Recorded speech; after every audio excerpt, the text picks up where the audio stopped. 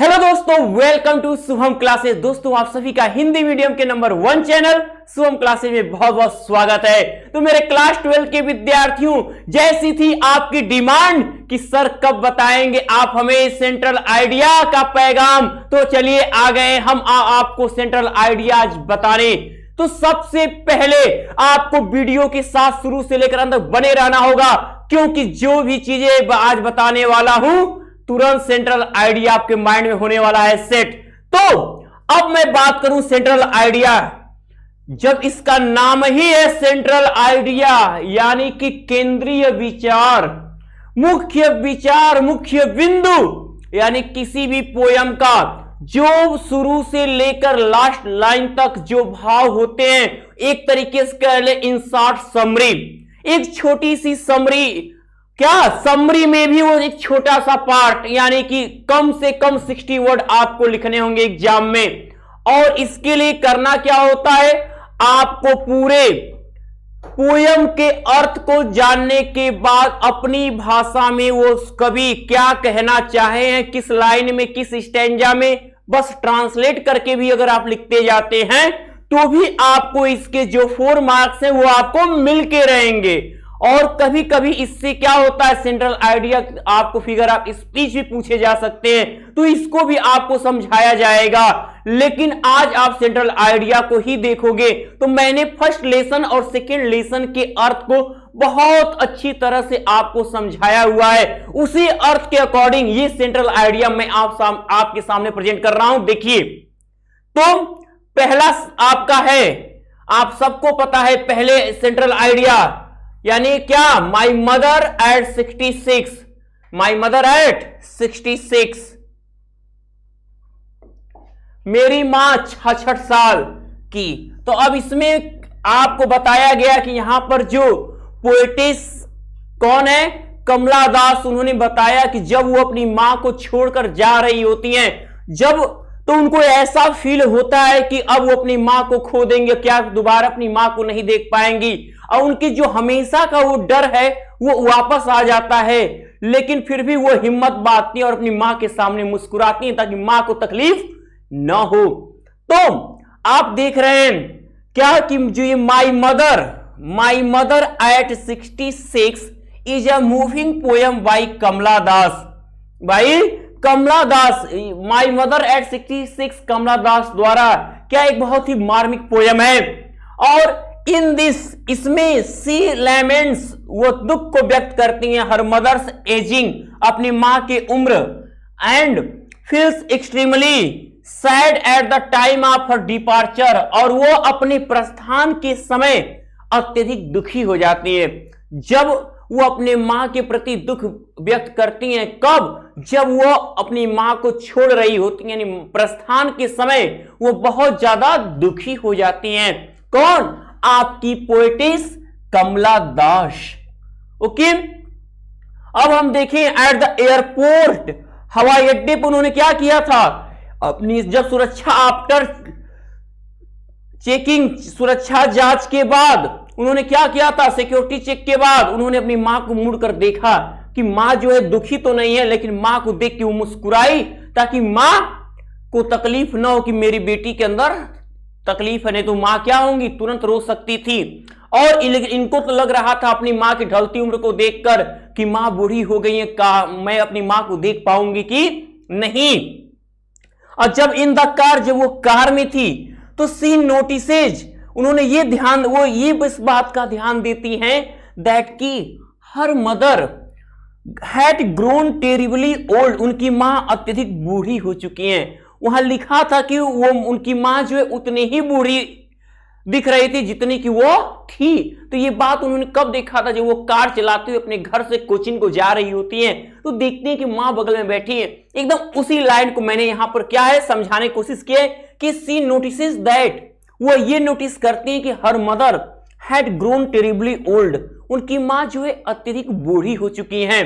That the two would not probably meet again, और अब वो दोनों शायद फिर मिल न पाए, अब वो शायद वो दोनों लोग न मिल पाए। सी कंपेयर्स, वो तुलना करती है हर मदर अपने मां की, वो अपने मां की तुलना करती हैं किससे? With a late winter's moon, एक क्या पिछले शीत ऋतु के चंद्रमा से। वो अपने मां की उम्र की तुलना पिछले शीत ऋतु के चंद्रमा से करते हैं कि जिस प्रकार वो फीका पड़ गया था वैसे ही उनकी मां का चेहरा क्या क्या पड़ गया था? फीका और पीला पड़ गया था। She pretends to be happy, वो खुश होने का बहाना करती हैं। To make her mother happy, अपनी मां को खुश रखने के लिए। वो अपनी मां को खुश रखने के लिए खुश रहने का बहाना करती हैं। कौन? पोएटिस कमला दास। जो पोएटिस हैं वो क्या इसलिए she presents to be happy to make her mother. दोस्तों अगर आप 2022 की बोर्ड परीक्षा में पेपर दोगे और अगर आप यूपी बोर्ड के स्टूडेंट हो तो आप सभी के लिए बहुत बड़ी गुड न्यूज है। अनअकैडमी जो इंडिया का सबसे नंबर 1 लर्निंग प्लेटफॉर्म है पूरे इंडिया का, अब यूपी बोर्ड स्टूडेंट की तैयारी कराने आ चुका है। अब अनअकैडमी पर आप क्लास 9 से 12 तक की यूपी बोर्ड के सभी सब्जेक्ट की तैयारी कर सकते हो। जितने भी स्टूडेंट देख रहे हैं मैं उनको बता दूं, अभी आप अनअकैडमी पर उत्तर प्रदेश बोर्ड के लिए फ्री क्लासेस चलाई जा रही हैं और सबसे इंपॉर्टेंट बात है यहाँ पर आप बिल्कुल फ्री में टेस्ट भी दे सकते हो जिससे आप पता कर सकते हो कितने चैप्टर्स आपके तैयार हो चुके हैं। और ये हिंदी और इंग्लिश दोनों मीडियम स्टूडेंट के लिए आ चुका है। और सबसे इंपॉर्टेंट बात है यहाँ पर आपके लिए स्पेशल बैच भी बनाया गया है जिससे आप घर बैठे इंडिया के टॉप एजुकेटर द्वारा अपने सभी विषयों की तैयारी कर सकते हैं। तो जितने भी स्टूडेंट देख रहे हैं, आप अगर वहां पर कोई भी बैच ज्वाइन करते हो तो वहां पर शुभम UP10 ये कोड यूज करोगे तो आपके पूरे फीस से 10% डिस्काउंट आपको तुरंत मिल जाएगा। तो जितने भी स्टूडेंट देख रहे हैं आज ही अनअकैडमी ऐप डाउनलोड करो, वहां पर उत्तर प्रदेश बोर्ड के सभी विषयों की तैयारी आप शुरू करो। मदर हैप्पी, वो अपनी मां को खुश रहने के लिए खुश रखने के लिए खुश होती हैं। And departs with a heavy heart, और उसी भारी भरकम दुख के साथ वो प्रस्थान कर जाती हैं, यानी उनको अपने गंतव्य स्थान को चली जाती हैं। ये आपका था माई मदर एट 66। तो अब बताओ बच्चों, जो शुरू से लेकर अंत तक कहीं भी सेंटेंस में तो कहीं कठिनाई तो मैंने नहीं देखा। आपके लिए बहुत ही इन शॉर्ट मैंने ये तैयार किया, लेकिन जो आपका नेक्स्ट पोएम का सेंट्रल आइडिया है क्योंकि वो बड़ा था तो जाहिर सी बात है उसके जो मुख्य विचार होंगे वो भी थोड़े बड़े से हो सकते हैं, लेकिन फिर भी वर्ड क्या है बहुत इजी यूज किया उसमें भी। देखिएगा वो आपको देखने को मिल जाएगा ऐसा बुक में भी। देखिए सेकेंड लेसन का जो पोयम का ये सेंट्रल आइडिया है आपके सामने, क्या नाम है इसका? An elementary school classroom, an elementary school classroom in a slum. एक गंदी बस्ती में एक क्या है? स्कूल का क्लासरूम का होना, एलिमेंट्री स्कूल होना। और इसको लिखा किसने है? स्टेफन स्पेंडर ने लिखा इसको। इन्होंने क्या बताने की कोशिश की, कैसे एक स्लम में रहने वाले गंदी बस्तियों में रहने वाले लड़कों के अंदर एजुकेशनल इच्छा होती है, शिक्षा के प्रति क्या होती है? पढ़ने की इच्छा होती है, लेकिन वो पढ़ नहीं पाते हैं, लेकिन वो अपने सपने को उन्हीं बस्तियों में रहकर ही पूरा करने की कोशिश किया करते हैं। इन सब चीजों को उन्होंने दर्शाने की कोशिश की है। तो शुरू से लेकर जो अंत तक का जो विचार है उसकी विचार को हम लेकर क्या करेंगे? लिखना शुरू करेंगे। यही हमारा सेंट्रल आइडिया होगा। तो देखो आपको जिसे पहला समझ में आया है तुरंत को यस सर हमें समझ में आया कमेंट किया करो, तब लगता है कि बच्चे वीडियो देख रहे हैं और समझ रहे हैं, नोट कर रहे हैं, ऐसा होना चाहिए। तो Stephen Spender has presented a true picture. Stephen Spender क्या करते हैं? एक बहुत सच्ची तस्वीर को प्रस्तुत करते हैं ऑफ द लाइफ, जीवन के ऑफ द स्कूल चिल्ड्रेन, एक विद्यालय के बच्चों के लिविंग इन द स्लम, जो उन गंदी बस्तियों में रह रहे होते हैं। आप टॉयरलेस वैली ऑफ ऑस्ट्रियन एल्फिन प्रोविंस। जो स्टीफन स्पेंडर हैं वो ऑस्ट्रियन एल्फिन प्रोविंस के टॉयलेस घाटी के गंदी बस्तियों में रह रहे स्कूली बच्चों के जीवन को चित्रित करते हैं। यानी जो इस घाटी में रहने वाले स्कूल के बच्चे वो किस तरह अपनी जिंदगी को गुजार रहे होते हैं, इन चीजों का उन्होंने क्या किया है? पूरी तरह एक्सप्लेन करने की कोशिश की है। द चिल्ड्रेन, वे बच्चे are in a very miserable condition, बहुत ही दयनीय दशा में होते हैं। बच्चे आर होते हैं इन अ वेरी माइजरेबल, दयनीय कंडीशन, स्थिति में, ड्यू टू दियर पॉवर्टी, अपनी गरीबता, एंड एंड इलिटरेसी, और अपनी निरक्षरता के कारण। जो नहीं पढ़े लिखे हैं और अपनी गरीबी का अनपढ़ होने और अपनी गरीबी के कारण वे क्या करते हैं, बहुत ही दयनीय स्थिति में होते हैं बच्चे। दे आर डिप्रेस, वे दुखी होते हैं। देयर पैल फेसेस, उनके पीले चेहरे एक्सप्रेसेस सैडनेस, दुख को व्यक्त करते हैं। उनके पीले जो चेहरे पड़े हैं ये दर्शाता है कि वे क्या हैं, बहुत दुखी हैं।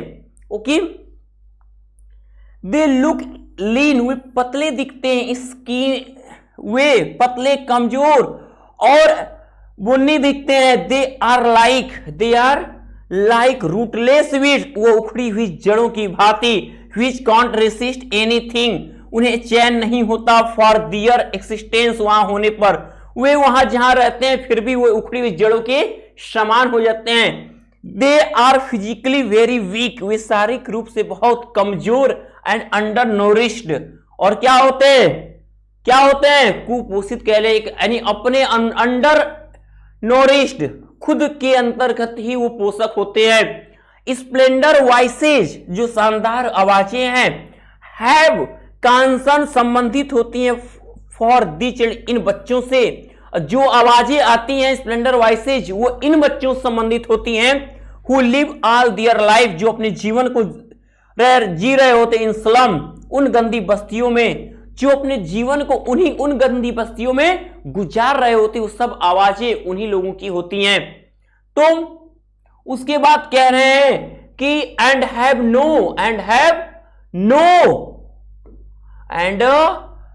नो अपॉर्चुनिटी, और कह रहे हैं कि कोई भी अवसर नहीं है टू एंजॉय, आनंद लेने के the real blessings of life, जीवन के वास्तविक क्या आशीर्वादों का आनंद लेने के अवसर नहीं है। जीवन की वास्तविक आनंद लेने के पास उनके पास कोई मौके है ही नहीं कि ताकि वो जीवन का आनंद वो भी ले सके। ही मेक्स अ फ्रैंटिक, वो एक उन्मुक्त अपील निवेदन करते हैं टू द एजुकेटेड, शिक्षित होने को, and influential section of the society, और समाज में एक अलग धारा बनने को क्या होते हुए उन्मुक्त होना चाहते हैं। और to better the lot of the slum children through education, और उस स्लम में रहने वाले सभी बच्चों को अत्यधिक शिक्षा की, अच्छी शिक्षा की बात करते हैं। इट विल रिमूव, यह हट जाएगा, सोशल इनजस्टिस, यह सोशल अन्याय हटाया जाएगा। क्लास इनक्वालिटी, अजय वर्ग की असमानता, ये क्या होगी, खत्म की जाएगी। एकदम जरूर होना चाहिए खत्म, क्योंकि सबको इक्वालिटी मिलनी चाहिए, इनइक्वालिटी नहीं होनी चाहिए। तो ये यानी कि उनकी जो पढ़ने में क्षमता, वो चाहते हैं कि उन्हें पढ़ने का अवसर मिले, वो भी अपने सपनों को पूरा करने की काबिलियत रखे। तो आप इसे क्या कर सकते हो, आप इसे एक बार स्क्रीनशॉट ले सकते हो इसका, उसके बाद इसको नोट करके और आप लर्न कर लीजिए। ओके, इतने में तो हो ही गया होगा। सेकंड का हो गया, फर्स्ट का लेना चाहें आप, फर्स्ट भी आपके सामने है, ठीक है, फर्स्ट का भी स्क्रीनशॉट ले लीजिए आप। हो गया। तो अब मेरे प्यारे बच्चों, अब हम उम्मीद करते हैं कि आप क्या कर रहे होगे, आप जो है वीडियो को देखने के बाद सोच रहे होगे कि अब हमें इसे लर्न करना है। तो हाँ, लर्न करना है और पूरी तरह तैयार करके रखना है। अब इसके बाद आपको अगली वीडियो मिलेगी, उसका सेंट्रल आइडिया भी मिलेगा। तो मेरे प्यारे बच्चों, यदि आज की वीडियो पसंद आई तो ज्यादा से ज्यादा लाइक और शेयर जरूर कर देना। कमेंट तो अच्छा करना कि हाँ सर हमें समझ में आया, नहीं आया तो भी बताना, जरूर आपको फिर कोशिश पूरी की जाएगी। लेकिन मेरे बच्चे तो बहुत टैलेंटेड हैं, मेहनत करते रहते हैं। तो अब एक निवेदन जो आप रोज सुनते हो कि सब्सक्राइब नहीं किए हो चैनल को, तो एक बार स्वयं क्लासेस के चैनल को सब्सक्राइब कर लो, बेल आइकन प्रेस करना नहीं भूलना है। तब तक के लिए गुड लक।